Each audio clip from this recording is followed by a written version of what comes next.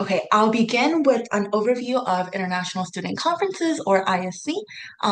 We have had our conferences, especially the Japan America Student Conference, since 1934, and our programs have been able to unite students across borders, um, promote a great deal of very meaningful and honest dialogue and build lifelong friendships.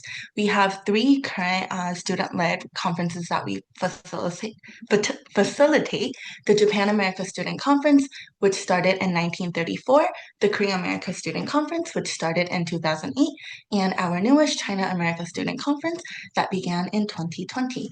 And you can see the difference in eras from 1934 to the present. So why are our conferences unique? Why are we different? It's because it's not just a study abroad or a simulation. It's an opportunity to engage with diplomacy in action. We have conferences that are 100% student run and student led, which offers the opportunity for a great deal of student leadership and initiative. Programming includes off-the-record dialogues with diplomats, policymakers, CEOs, and leaders across various different fields.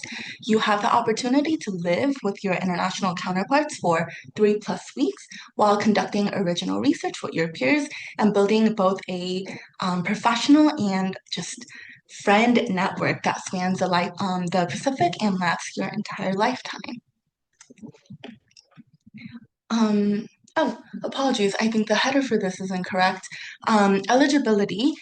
This program is all of our conferences are open to undergraduate and graduate students who are above the age of 18 at the time of the conference. You must be enrolled at an accredited university either during the application period, so right now, or in the fall semester after the program concludes. We welcome all majors and fields of study, and the only language requirement is English. Depending on the conference, Japanese, Korean, or Chinese is definitely a benefit to you, but it is not required. How our conferences work, they will be 3 to 4 weeks in person during the summer. You are expected to participate during the entirety of the in-person conference. You'll be traveling to multiple cities, typically 3 to 4, and you will be put into roundtables or RTs that are small binational groups exploring key global issues. Your leadership will be made up of executive committee or EC members who are elected from the delegation at the end of each conference. So we'll talk a little bit more about that in a sec.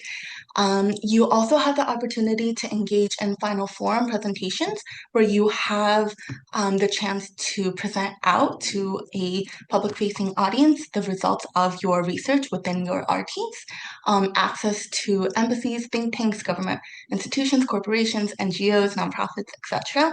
And again, the rigor of academic and cultural activities will be at the level that will challenge you and hopefully enjoy give you the chance to enjoy yourself as well. And again, you will be living with your counterparts and your delegation. Each of our conferences are a little bit unique, so I'll go into detail for each. And again, if you have any questions, please feel free to save them for the end. So to start, we have our JASC 78 or the Japan America Student Conference. As a thank you for coming tonight, we have a waiver for the application fee that you could see, and the QR code below will take you to the application. So JASC, this year we will be traveling to San Francisco, Nashville, and Washington, D.C.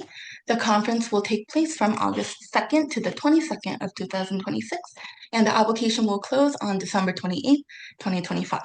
The cost of this conference is $3,000, which I know is not a small amount of money, but this is entirely inclusive of everything during the conference, including housing, meals, cultural activities, international domestic flights, ground transportation, and insurance. The only other funding that you might need would be for souvenirs and outside activities that you choose to partake in. And please note the Instagram and email address that you can use to connect with us. Roundtables for this year include international politics, innovation, media, environment and resources, arts, health, and civil.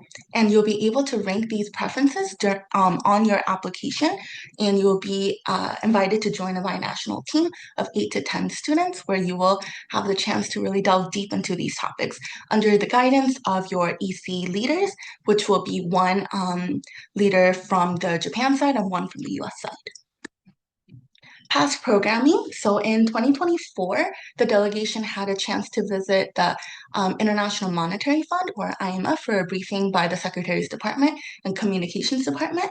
We also had a lecture and panel at the LA LGBTQ Plus Center and a six-party talk simulation at the Korea Economic Institute of America.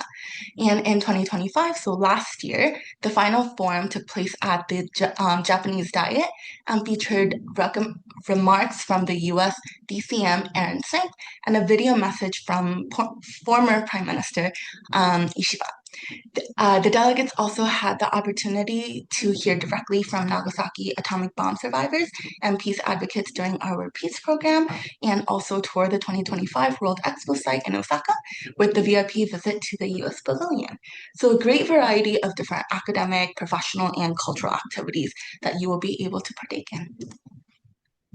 Moving on to our China America Student Conference, we are currently in our 6th year. This conference has no application fee, but the QR code will take you to the application itself. So for ChASC, this year we'll be traveling to Washington, D.C., Missoula, Montana, Kunming, and Beijing, China. And as you can see, ChASC travels to both the U.S. and China, which is unique among our 3 conferences. For ChASC 6, the conference will take place from July 3rd to the 24th, and applications close on January 15th of next year. The cost is the same as JASC, $3,000, again, all inclusive of everything during the entirety of the conference. And you can connect with our Instagram, which I highly recommend, and note the email address and the website as well. Roundtables for ChASC 6 include technology and innovation, intercultural communication, rural areas and environment. And again, you'll be able to rank these preferences in your application and indicate why you're interested in this topic. Past programming for ChASC in 2024 included a really stunning architecture boat tour in Chicago. We had briefings at the US Department of State and the Asia Group. We visited the Chinese Embassy and had a simulation of the six-party talks once more at the Korea Economic Institute of America. In 2025, last year, was the first year that ChASC traveled to China, which was extremely exciting. And delegates had the chance to attend a press conference and met with the China Ministry of Foreign Affairs spokesperson Mao Ning. They saw the famed Terracotta Warriors and had a chance to participate in a model UN-inspired future diplomats summer camp with students from across China. Okay, moving pretty quickly to save a lot of time for Q&A, KASC 19, so the Korea America Student Conference. Again, there is a fee waiver code on the bottom right-hand side, and the QR code will take you to the application. So this year for KASC, we will be traveling to San Francisco, New Orleans, and Washington, D.C. The conference will take place from July 25th to August 12th, and the application will close at the end of this academic calendar year on December 31st. The cost differs a little bit for this conference, depending on whether you are an international delegate or a domestic delegate. So as you can see from the cities we are visiting for KASC 19, American delegates will be regarded as domestic delegates, and our Korean counterparts will be our international delegates. And like the others, please connect with us on Instagram and feel free to reach out via email as well.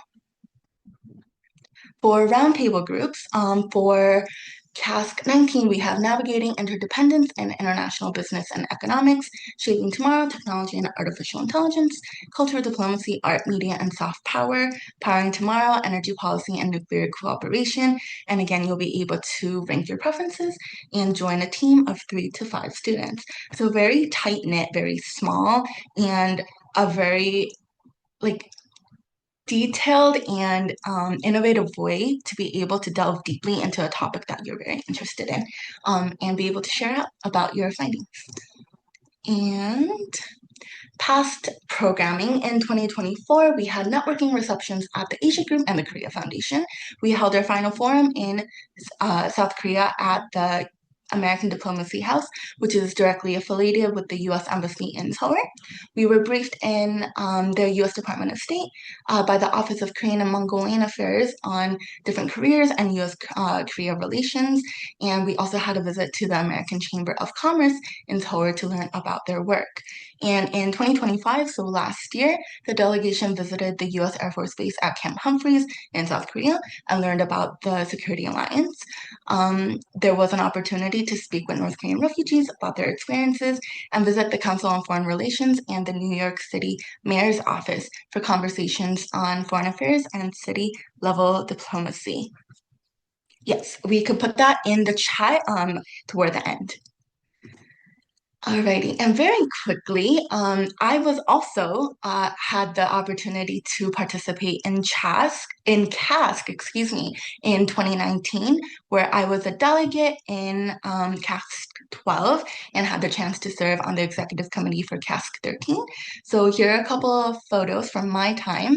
A highlight for me was the opportunity to visit the DMZ, so the border between North and South Korea, and you could see in the top right photo, the famous blue houses where a lot of different discussions took place. And the gray building that you actually see is North Korea. And it was incredible to be able to take this photo because the year before they had been prohibited to do that.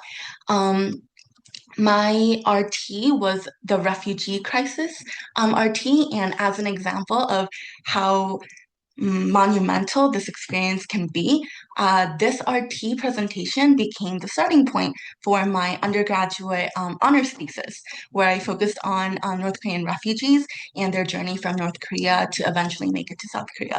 So it really does help, and the research really is applicable. And we traveled from Incheon to Seoul to LA.